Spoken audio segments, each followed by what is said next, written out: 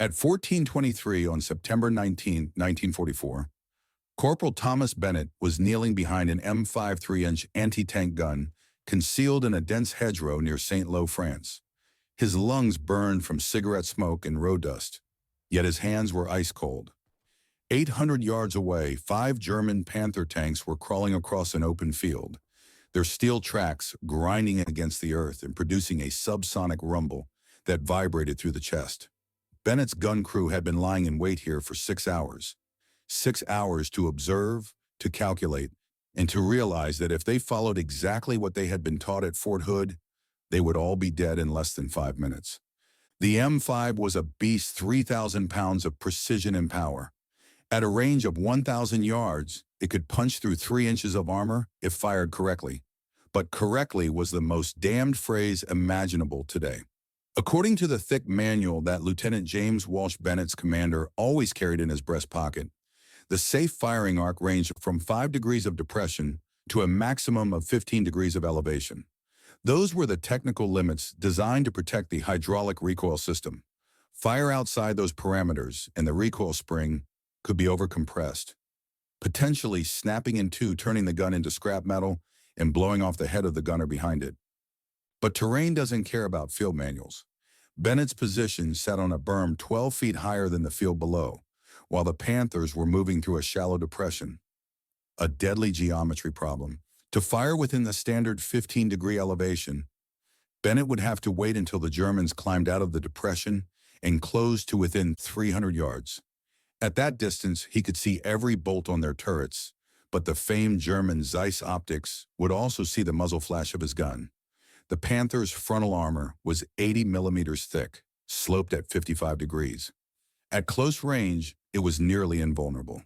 Bennett had seen it in North Africa. He had watched 3-inch shells slam into a Panther's glacis and ricochet like stones thrown at a wall, leaving harmless flashes before the tank's 75 gun answered, turning the anti-tank team into a mist of blood. Lieutenant Walsh, 24 years old, his face slick with sweat mixed with dirt, whispered harshly into Bennett's ear, "Wait, Thomas, not yet in the effective firing range. Maintain fire discipline." Walsh had been in France for only 8 weeks. He was a good officer, but he believed in the book. He believed procedures were written in blood and had to be followed. Bennett was different. He had been a gunner for 11 months, had burned 17 German tanks, and understood a truth Walsh had not yet learned. Procedures are for those who want to die honorably. Creativity is for those who want to come home alive. What filled Bennett's mind now were not pages from a manual, but mad calculations. He looked down into the depression. The Panthers would be masked from view for another 8 minutes. After that, they would crest the rise, their guns pointing straight at him. There was only one way to kill them now, while they still didn't know he was here: rainbow fire. The idea was so insane that Bennett felt his stomach twist. Elevate the barrel to 32 degrees, fire an armor-piercing round in a rainbow trajectory, letting it fall straight down onto the tank's roof, where the armor was as thin as a tin can lid, barely 40 millimeters. But 32 degrees was a death number, more than double the permitted limit. At that angle, the recoil force wouldn't travel straight back, it would be driven down into the carriage. Bennett remembered a training accident when a recoil spring snapped and flew off at bullet speed, punching through a recruit's shoulder, and that had been at standard elevation. At 32 degrees, the compression would be like a sledgehammer striking a fragile machine. "Rodriguez," Bennett called softly, his eyes never leaving the sight. The Texan loader turned, eyes wide with fear. He was only 20, gripping the 20-pound armor-piercing shell so hard his knuckles were white. Rodriguez had a habit of tapping the base of the round on the floor 3 times for luck, but today he forgot the ritual. "Get ready to load. I'm increasing elevation." "To how much, a corporal?" Rodriguez asked, his voice shaking. 32 degrees. Lieutenant Walsh lunged forward, stunned. "You're insane, Bennett. The gun will shatter. You'll kill us all before the Germans get the chance. Lower the barrel now." Bennett didn't turn around. His hand cranked the elevation wheel. Clank, clank. Dry metal sounds rang out as the barrel rose, pointing straight into the gray September sky, looking more like an anti-aircraft gun than an anti-tank weapon. He could feel the tension of the spring through the handle. It was groaning. "Lieutenant," Bennett said coolly, in stark contrast to the sweat streaming down his temples. "If we wait for them to climb the slope, we're dead. Do you want to explain a broken gun to a court-martial, or have your mother receive a telegram next week?" Walsh was speechless. He stared at the barrel pointed skyward, then at the field where 5 monsters were advancing. Silence enveloped the gun position, heavier than the sound of tank tracks in the distance. The smell of hot grease rose from the breach, mixing with the damp odor of French soil. Bennett knew he was gambling. He was wagering the lives of 5 soldiers, Walsh's career, and his own honor on a physics calculation never tested in combat. Gravity plus muzzle energy divided by the angle of impact. If he was wrong, the shell would sail past this target or fall harmlessly into the mud. If he was wrong, the gun would explode on the very first shot. But Bennett was sick of watching friends die for doing things by the book. He remembered Mike Stevens, his closest friend, burned alive in a turret because he waited for a Panther to enter the prescribed 500-yard range. He remembered Mike's screams over the radio. No, not today. No one was going to scream like that again. "Load," Bennett ordered, cutting off his thoughts. Rodriguez hesitated for a tenth of a second, then rammed the shell into the chamber.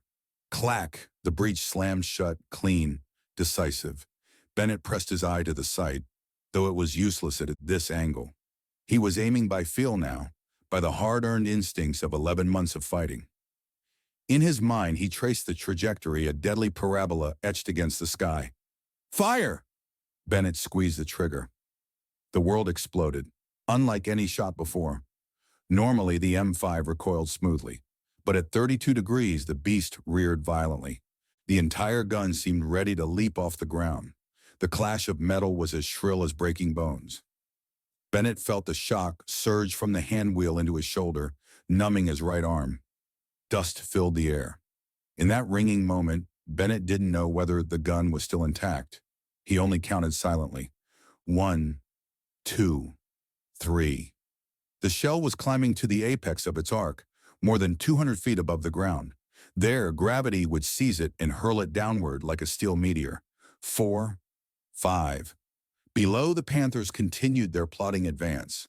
German commanders still standing half-exposed in their turrets, scanning for threats at eye level, utterly unaware that death was plunging down from directly overhead. 6, 7. Bennett held his breath, eyes locked on the lead tank. Had his calculation been right, or had he just signed his own death warrant by destroying the only weapon they had? A shrill whistling sound tore through the air, ending in a horrific clash of metal like a sledgehammer, slamming into an empty oil drum. The 3-inch armor-piercing shell, falling from more than 200 feet with all its kinetic energy accelerated by gravity, punched straight through the thin engine deck armor of the lead Panther. It sliced through the 40 mm steel as easily as a hot knife through butter. No explosive was needed. Pure kinetic energy crushed the engine compartment, severed the fuel lines, and ignited the oil. The Panther lurched to a halt, jerking as if struck by lightning. A column of bright orange flame erupted from behind the turret, engulfing the barrel of Germany's famed 75 mm gun. "A hit! Holy hell, it's a hit!" Rodriguez shouted, forgetting his fear. Bennett didn't smile. There was no time to celebrate. "Reload! Now!" The Germans below panicked. The remaining 4 tanks halted. Their heavy turrets began swinging back and forth, searching for an enemy at eye level in the hedgerows. They didn't look up. In German doctrine, anti-tank fire was direct fire. It never came from their sky. They assumed it was artillery, yet artillery never hit a moving tank with such precision. Rodriguez slammed the second round into the breech. Bennett held the elevation at 32 degrees, adjusting only the traverse wheel. His knuckles throbbed, and he could hear the M5's recoil spring groaning and creaking, as if it might snap at any moment. Boom! The second shot. Another thunderous jolt.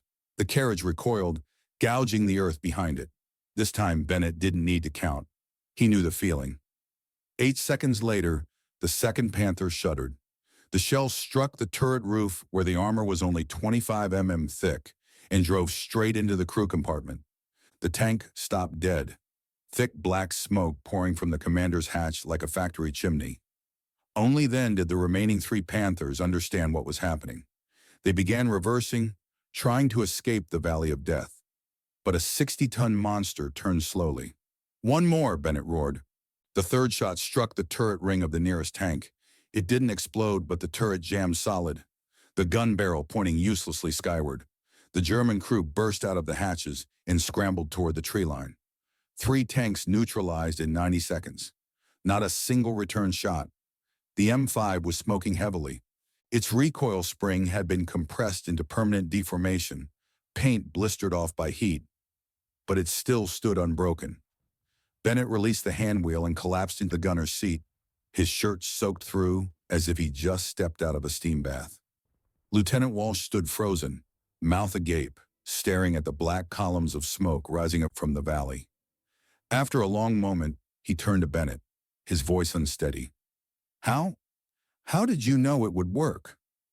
Bennett lit a cigarette, his hand still trembling slightly. "I didn't know, sir. I just guessed." Walsh swallowed hard, looked at his notebook, then at the gun with its damaged recoil spring. He picked up his pen and wrote in the combat log, "Engaged enemy at long range. Gun requires recoil spring maintenance due to high firing stress." Not a word about a 32-degree elevation. Not a word about violating procedure. "Well done, Corporal," Walsh said quietly, then turned away. It was a silent pact between soldiers who wanted to survive. The news spread faster than wildfire, not through official reports, but through whispers around campfires, behind hedgerows, where senior officers couldn't hear.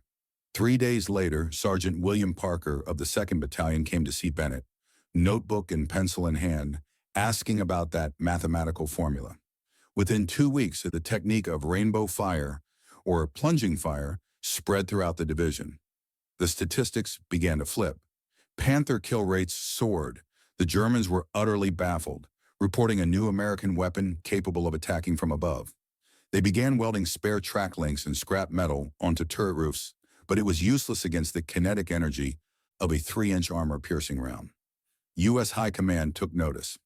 In December 1944, they issued a technical bulletin advising against elevating the M5 beyond 20 degrees due to risk of equipment damage. A token warning. No one was disciplined. The Army knew exactly what the gunners were doing, and they were willing to trade recoil springs for German lives. Thomas Bennett survived the war. He returned to Ohio, worked as a mechanic in Cleveland for 38 years, married, and had 2 daughters. He was a quiet man who rarely spoke about the war. When asked, he would only say that he was a gunner who did what needed to be done. He died in 2009 at the age of 87. On his headstone at Ohio National Cemetery, there is no mention that he was the man who discovered how to defeat the Panther tank with geometry. His M5 gun now sits in the Fort Sill Artillery Museum in Oklahoma. The placard praises its technical specifications, but omits the truth that it was the violation of those specifications that created the legend. Yet Bennett's legacy lives on. Today, the world's most advanced anti-tank missile, the Javelin, operates on the very principle Bennett applied in that dark hedgerow in France decades ago. Climb high, then plunge straight down into the tank's weakest point. Technology has changed from dumb shells to smart guided missiles, but physics remains the same. War is not decided solely by generals or by manuals. Sometimes it is decided by a stubborn corporal, a scrap of paper covered in hurried calculations, and the courage to throw the handbook in the trash when death is knocking at the door. Bennett did not wait for a miracle. He made one with a 32-degree elevation. The story ends here. Thank you for watching the video. Please subscribe to the channel to give me motivation to create more videos in the future.